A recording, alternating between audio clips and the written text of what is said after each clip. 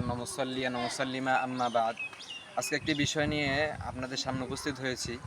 সে বিষয়টা হলো সাহাবায়ে কেরামের পরিচিতি এবং সাহাবায়ে কেরামের ব্যাপারে বিভিন্ন দিকে যে সমালোচনা হচ্ছে, এই সমালোচনার জবাব নিয়ে আমি আজকে উপস্থিত হয়েছি। তো সর্বপ্রথম আমাদের জেনে নেওয়া উচিত সাহাবায়ে কেরাম কারা। সাহাবায়ে কেরাম কারা এ ব্যাপারে আল্লামা ইবনে হাজার আসকালানী রহমতুল্লাহি আলাইহি তার প্রখ্যাত গ্রন্থ আল ইসাবার ভিতরে বলেন যে মান লাকিয়া রাসূলুল্লাহি সাল্লাল্লাহু আলাইহি সাল্লাম মুমিনান বিহি ওয়া মাতা আলাল ইসলাম, যে রাসূল সাল্লাল্লাহু আলাইহি সাল্লামকে ঈমান অবস্থায় দেখেছে, ঈমান অবস্থায় সাক্ষাৎ করেছে এবং ঈমান অবস্থায় তাদের মৃত্যু হয়েছে।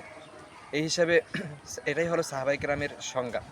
এবার আসে সাহাবায়ে কেরাম সত্যের মাপকাঠি কিনা, যেটা ইদানিং আমাদের জামাত ইসলামী ভাইরা এবং আল্লামা মওদুদী রহমতুল্লাহি আলাইহি তার কিতাবের ভিতরে বিভিন্ন জায়গায় তিনি এ ব্যাপারে পদস্খলন হয়েছে তার, যে তিনি সাহাবায়ে কেরামকে সত্যের মাপকাঠি মেনেই নিতে পারছে না এবং তিনি তার কিতাবের ভিতরে সাহাবায়ে কেরামের বিভিন্ন দোষ ত্রুটি তিনি বের করেছেন। তো আসুন আমাদের এ ব্যাপারে কি আকীদা হওয়া দরকার। তো আকীদা গ্রন্থের ভিতরে একটি প্রসিদ্ধ গ্রন্থ হলো আকিদাতুত তাহাবী। আকিদাতুত তাহাবীর যে লেখক তিনি মূলত 321 হিজরিতে তার মৃত্যু এবং তিনি সালাফদের আকীদাই তার কিতাবের ভিতরে নিয়ে এসেছেন। তিনি কি বলেন আমরা একটু শুনি। তিনি বলেন ওয়া আসহাবু রাসূলিল্লাহি সাল্লাল্লাহু আলাইহি সাল্লাম ওয়ালা নুফরিতু ফি হুব্বি আহাদিন মিনহুম ওয়ালা নাতাবাররাউ মিন আহাদিন মিনহুম। আমরা রাসূল সাল্লাল্লাহু আলাইহি সাল্লামের সাহাবাদেরকে মনে প্রাণে ভালোবাসি। কেন আমরা সাহাবায়ে কেরামদেরকে ভালোবাসি?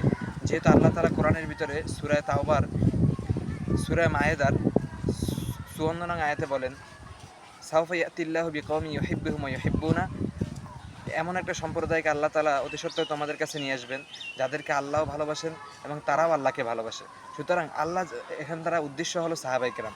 সুতরাং আল্লাহ যেহেতু সাহাবায়ে কেরামদেরকে ভালোবাসেন, সুতরাং আমাদের উচিত সাহাবায়ে কেরামদেরকে ভালোবাসা। এরপরে গিয়ে ওয়ালা নুফরিতু ফি হুব্বি আহাদিন মিনহুম, এবং আমরা সাহাবায়ে কেরামের ভালোবাসার ব্যাপারে বাড়াবাড়ি করব না, অর্থাৎ তাদেরকে একবারে এত উপরে নিয়ে যাব না যে তাদেরকে নবী বানিয়ে ফেলবো এবং তাদেরকে এত নিচে নামিয়ে দেব না যে সাহাবায়ে কেরাম আমাদের মতো মানুষ, বরং তাদেরকে তাদের স্থানে রাখতে হবে। অর্থাৎ সাহাবায়ে কেরাম ন্যায়পরায়ণ ছিলেন। সাহাবায়ে কেরাম দ্বারা কোনো যদি কবিরা গুনাহ হয়েও থাকে তাহলে তারা তওবা করেছেন। যেমন আমরা মায়েদ আসলামী প্রসিদ্ধ সাহাবী, তিনি জেনা করেছিলেন। আল্লাহ রাসূল সাল্লাল্লাহু আলাইহি সাল্লামের কাছে এসে তার এই গুনাহের কথা স্বীকার করলেন। আল্লাহ রাসূল সাল্লাল্লাহু আলাইহি সাল্লাম তাকে পাথর মেরে তাকে তার তওবাকে আল্লাহর কাছে গৃহীত করলেন। তো তারা গুনাহ করেছিলেন ঠিক আছে, কিন্তু তারা পরবর্তীতে তওবা করেছেন, এজন্য তাদের গুনার আলোচনা করা যাবে না। ইমাম তাহাবী রাহমাতুল্লাহ আলাইহি বলেন অনুবগিজু মাইয়ুবগিজুহুম, যারা সাহাবায়ে কেরাম প্রতি বিদ্বেষ পোষণ করে আমরা তাদের প্রতি বিদ্বেষ পোষণ করব। অবিগাইরিল হাক্কি ইয়াযকুরুহুম, যারা সাহাবায়ে কেরামের সম্মান খাটো করার চেষ্টা করে আমরাও তাদের সাথে বিদ্বেষ পোষণ করব। ওয়ালা নাযকুরুহুম ইল্লা বিখাইর, আমাদের কি কাজ? আমাদের কাজ হলো আমরা সাহাবায়ে কেরামের কোনো সমালোচনা করব না, বরং তাদের ভালো দিকগুলোকে আলোচনা করব। সুতরাং আমাদের উচিত সাহাবায়ে কেরামের সমালোচনা বাদ দিয়ে সাহাবায়ে কেরামের ভালো দিকগুলো গ্রহণ করা। আর আমরা যদি সাহাবায়ে কেরামের সমালোচনা করতে যাই তাহলে আমাদের ঈমান এটা খতরনাক হয়ে যায়, আমাদের ঈমান এটা ক্ষতির ভিতরে পড়ে যাবে।